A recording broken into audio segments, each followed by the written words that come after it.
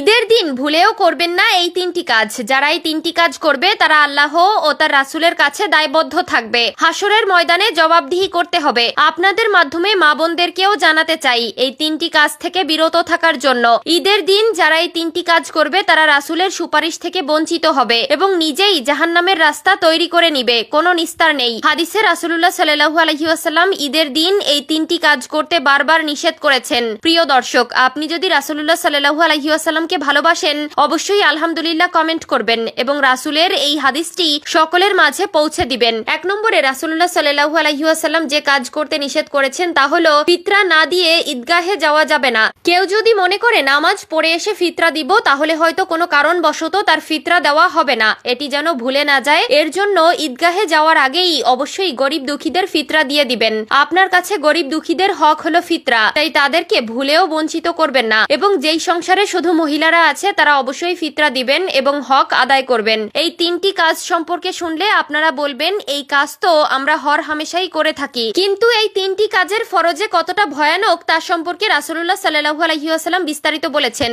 এমনকি যারা না জানেন তারা অবশ্যই জেনে নিবেন এবং সকলকে জানার সুযোগ করে দিবেন। ঈদের দিন কেন রাসূলুল্লাহ সাল্লাল্লাহু আলাইহি ওয়াসাল্লাম এই তিনটি কাজ করতে নিষেধ করেছেন চলুন জেনে নেই। 2 নম্বরে যে কাজ করতে নিষেধ করেছেন তা হলো আত্মীয়তার সম্পর্ক নষ্ট করা। প্রিয় দর্শক, যদি কোনো আত্মীয়র সাথে বা প্রতিবেশীর সাথে সম্পর্ক খারাপ থেকে থাকে অবশ্যই ঈদের দিন সম্পর্ক ঠিক করে নিবেন। আল্লাহ তাআলা বলেছেন এবং প্রিয় রাসূল বলেছেন যারা আত্মীয়তার সম্পর্ক ছিন্ন করে তারা জান্নাতে প্রবেশ করবে না। অবশ্যই ঈদের দিন সকল সম্পর্ক অটুট রাখবেন এবং এই সম্পর্কে যেন মৃত্যুর আগ পর্যন্ত থাকে তা প্রতিজ্ঞাবদ্ধ হবেন। আত্মীয় বা পরিবার বা প্রতিবেশীর মনে কষ্ট দিয়ে আল্লাহ ও রাসূলের মনে কখনোই জায়গা পাবেন না, বরং আপনার জন্য জাহান্নাম অবধারিত। মনের মধ্যে হিংসা বিদ্বেষ দূরে রেখে অবশ্যই আল্লাহর নিয়ামত লাভের জন্য আত্মীয়তার সম্পর্ক সবসময় মজবুত রাখবেন এবং ভালো রাখবেন। 3 নম্বরে যে কাজ করতে নিষেধ করেছেন তা হলো ঈদের দিন রোজা রাখা। প্রিয় দর্শক, ঈদের দিন রোজা রাখা সম্পূর্ণ হারাম। ভুলেও এই দিন কেউ রোজা রাখবেন না।